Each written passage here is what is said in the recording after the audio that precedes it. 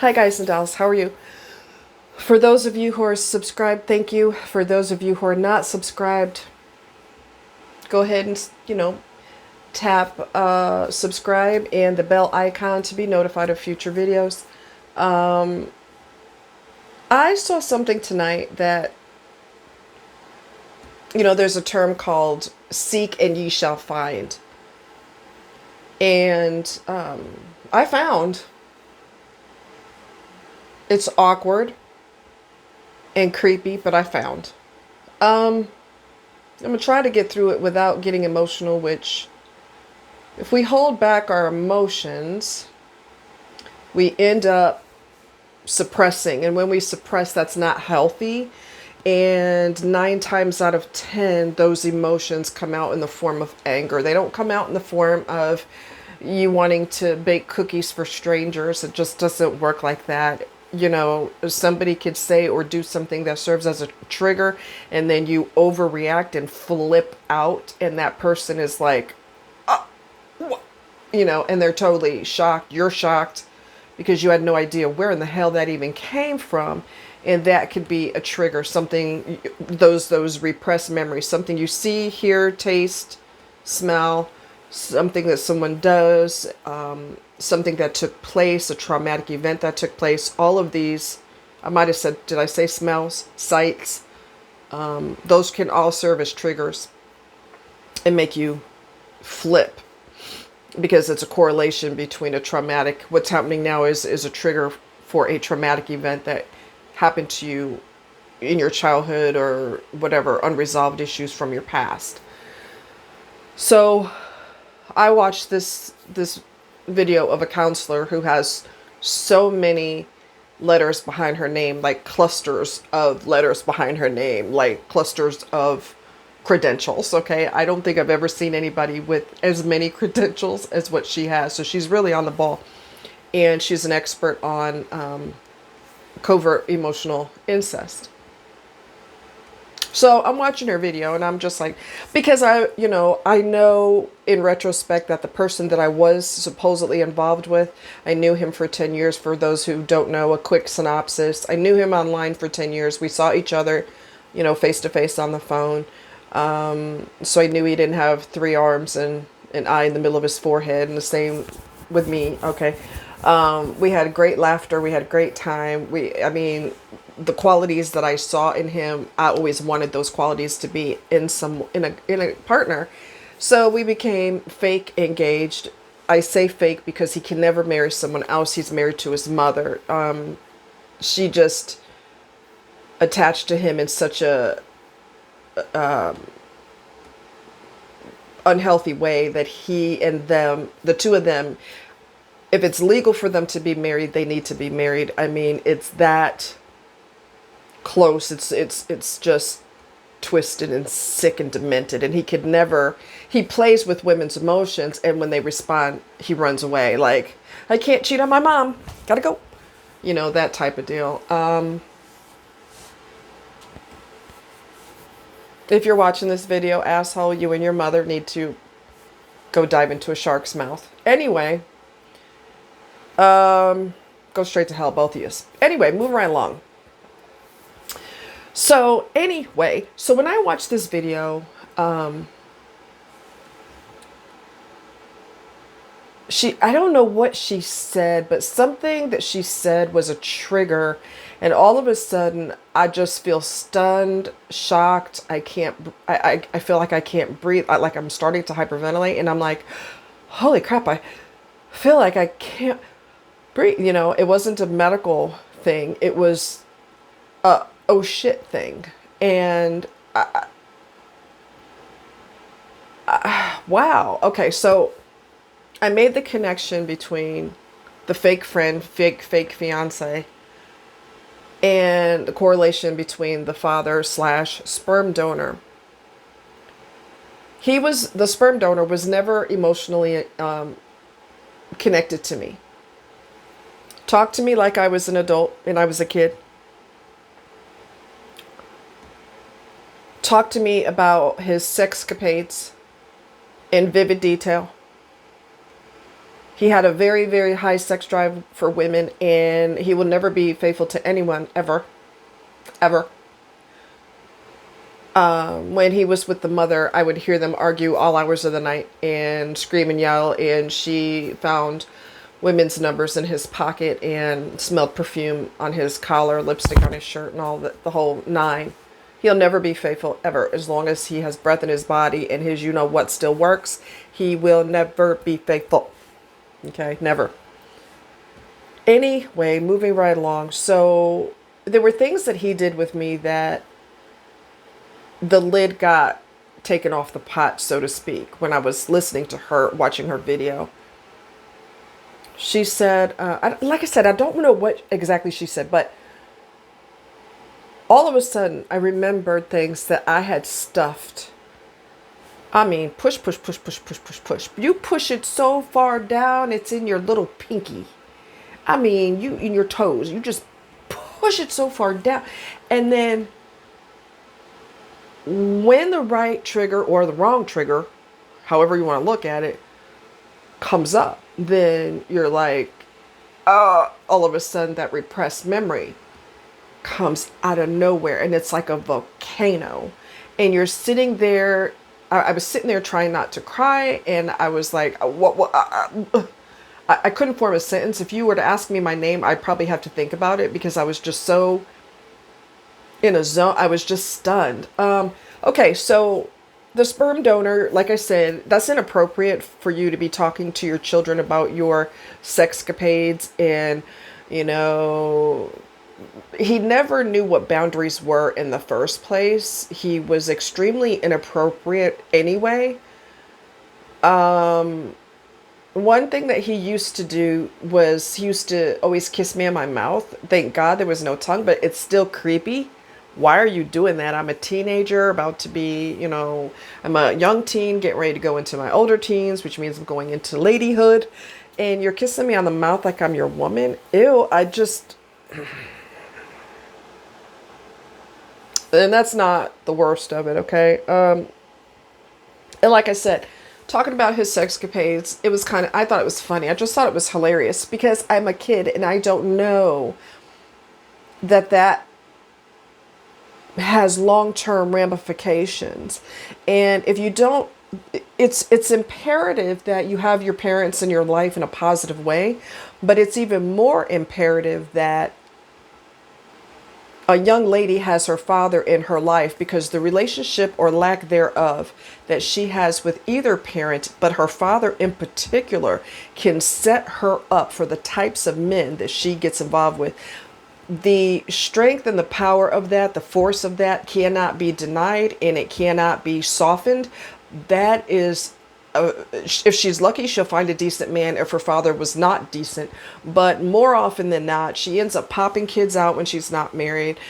She ends up being promiscuous. She ends up choosing guys just like her father. And I did that. Wasn't promiscuous and I didn't pop any kids out, but the people that I was involved with were emotionally dead inside, from the neck down dead. And that's not cool. But he was always like that. He was never available to me. So kissing me on the mouth, talking to me about his sexual escapades in detail, things I really TMI.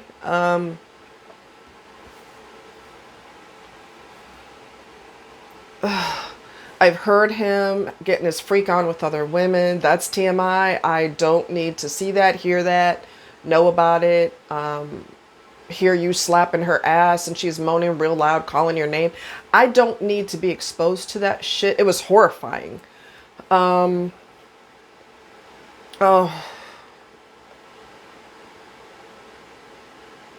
Yeah. Yeah. So one of the worst things, and I had held this in until I finally revealed it 7-8 years ago. I can't remember the time frame. A long time ago, I finally revealed it to a counselor that I was seeing. And it was at the end of the session, and the emotions came up out of nowhere, and I felt my body getting warm, and I felt my face. I felt like my face was hot, And I felt like it was probably red, like a cooked lobster, from emotion, not embarrassment or anything like that, but from the sheer emotion of suppressing and repressing and repressing and repressing and repressing and push, push, push, push, push. It's like a beach ball. You got this big old inflatable beach ball. You're going to be successful with holding it down. You're going to be very successful, but your arm's going to get tired. So now you have to use the other arm and push down. Well, that arm's going to get fatigued. And each time you have to switch arms, the ball pops back up. And it's pretty much the same with our emotions. Although emotions can stay repressed for years, months, days, weeks, decades, multiple decades. For those who don't know, one of the most horrifying for me was he used to beat me when I had no clothes on. And here I am, a young lady developing. My body is developing. And he has a weakness for females, women. And my body is developing. I have no clothes on, and he's inflicting pain on me. And so that has S&M tones, which I was in denial about it until I was talking to her. And at the end of the session, which I hate at the end of the session, why couldn't it happen in the beginning of the session so we could go into it? But I ended up going to a support group for other women who were also on the receiving end of that type of abuse. Yeah, I just, like tonight, I remembered the kissing on the mouth, and I'm like, oh God. I also read where a guy was married and he was in an emotionally incestuous relationship with his mother, and his mother called him late at night in the wee hours of the morning and asked him to come over to run her bath for her. He gets out of his bed with his wife, goes over to wee hours, goes over to the mother's house, runs her bath water. She gets in the bath and he sits there and plays the guitar for her while she's taking a bath. So although this normally doesn't have overt sexual tones, it very well can be, because obviously you don't take a bath with your clothes on. And for all we know, it might have even gone further than that. Because there are some women who are attracted to their sons in a sexual way, especially if their husband, if they're married or have a boyfriend or whatever, and that person is just like a piece of the furniture. And she's going to treat him like a piece of the furniture anyway, because this is my take on it. A husband, a boyfriend, a fiance can leave you anytime, but your kids are not gonna. I'm gonna attach to my kids. I'm gonna, especially my son. My other kids are older. They've got their own mind. They've got their own independence. But the weakest one, I'm gonna hone in on him, and I'm gonna be like an eagle with claws digging into the mouse or the rabbit. You ain't going nowhere. You are my prey. You are my dinner. You are my everything. And so she's got her claws so deep in him. She was probably also jealous of me, jealous of any other women he was involved with. He felt guilty, so he went running back to her when he felt like, I'm a man and I've got hormones and I wouldn't mind having skin on skin with a hot, sexy woman. And then his mother's probably in his ear going, what are you doing? What do you think you're doing? Are you serious right now? Look at everything I've ever done for you. And then she'll break out a verbal list of things that she's done for him that he's supposed to be grateful to her for the rest of his life because of those things, which was her responsibility anyway. Don't act like you're supposed to get some kind of an award like celebrities get because you took care of your children, you put a roof over their head and food in their stomach. I've said that before. You don't owe them shit. Whew. So, anyway, I'm working through those emotions. It's weird and creepy. I did not remember that he used to do that to me. Ugh. I had another family member, and we won't go into who this person is. I had another family member who once said something super flirty to me. He's married, by the way, family member, married. So super flirty to me, and I was absolutely horrified. And I talked to a family friend about it, and he's like, "Oh, he probably didn't realize it was you." I said, "You don't know who you're texting?"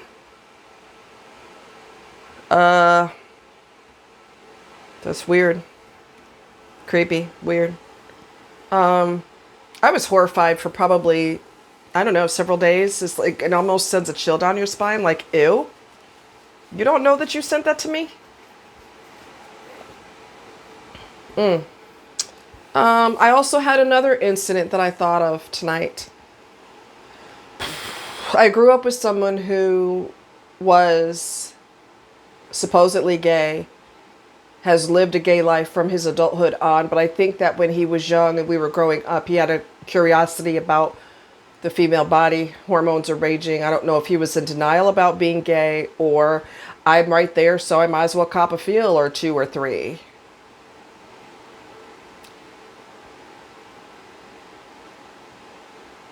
It's just really weird. You got to be careful who you play fight with, and growing up, and those of you that are mothers, y'all need to be careful with watching your girls in particular. Although boys can be violated also, it is not a gender thing.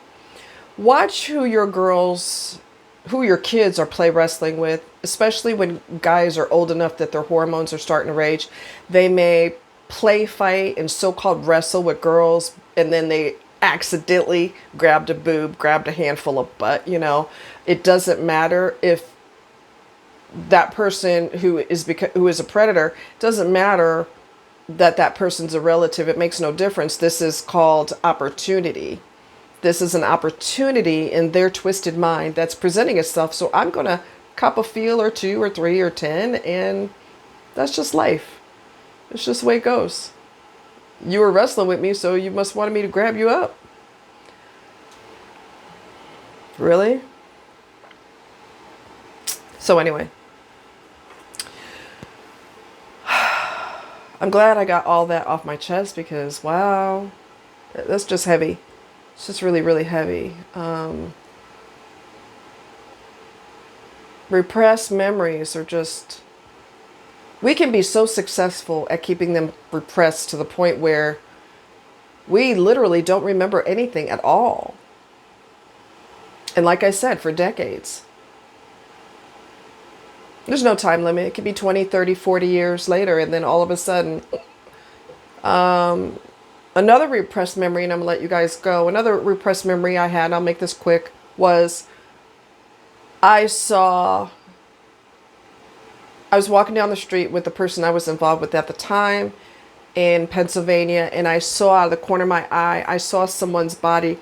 They looked like they were flying, and their arms outstretched, and their whole body went flying. And okay, let me backtrack. When we walked down the street the first time go to the store, I saw three guys in a, what do you call this? Like a driveway, like type of deal. And the one guy looked like he was trying to explain himself, and his arms are like this, and he's kind of not flailing, but you could tell he's trying to explain himself or whatever. When we came back, I guess it's the same person. His body went flying, and his arms were outstretched like Superman, and he went flying like that. And I turned and looked, and like I said, we were still together, and he said, person I was with said, "Don't look over there. Don't look over there. Do not look over there. Look straight ahead. Look straight ahead." And so I did. He was an over-the-road truck driver, and we went back to the truck, and I never talked about it for, oh God, I don't know, 10, 15 years. I don't really know the time frame. And I saw something on TV that triggered. And I don't remember do I remember the trigger? I don't remember what the trigger was. I just remembered I was triggered. And I called him, and I was hyperventilating. And this is like obviously way after this event had occurred. And I called him up, and we were still together. Unfortunately, we were still together, and I rectified that problem. Anyway, move right along. So talking on the phone, and I said, when we were in Pennsylvania, when we were walking down to the store, did somebody get shot in front of us? And he's so stunned that I'm bringing it up that he's dead silent on the phone for a few minutes because he doesn't even know what to say or do. And he goes, yeah. Where did that come from? And I said, I don't know. I saw something on TV, and then all of a sudden I had an image of that guy flying, his body flying. I don't know if he survived or not. I have no idea. But, you know, if you're in a big city and someone gets popped in front of you, mind your business or else you'll be next. That's just, you know, the way the rules go. They may not even say you want some of this. Next thing you know, you're popped too because you're a witness. So you just, you know, you just act like you don't see anything. Kind of like when you're in jail and something happens in front of you. You just step over their dead body and do what you got to do, or step over their bleeding body and you mind your business. It's just one of those rules that you need to know type of deal. And then he explained to me everything. He said, I'm just shocked that you're bringing it up. I said, did I not talk about it at the time? He said, no. You were quiet for a really, really long time. You never brought it up. You never. That's why I'm shocked that you're bringing it up now. Repressed memories. And then something serves as a trigger and it comes out of nowhere. And it overwhelms you because you're like, I don't know what's happening right now. You know, it's just really wild. It's really, really wild. But anyway, just wanted to share that with you. I have another video in store for you that's going to be educational, and that'll be my next video. This is educational too, right? But I mean educational in a different way. And I've done my homework, and I'm ready to present it. I'm just not ready right now, but I will be. And you'll be interested in learning all about that when we talk about it. So I'll see you next time. Take care. Love you guys. Bye.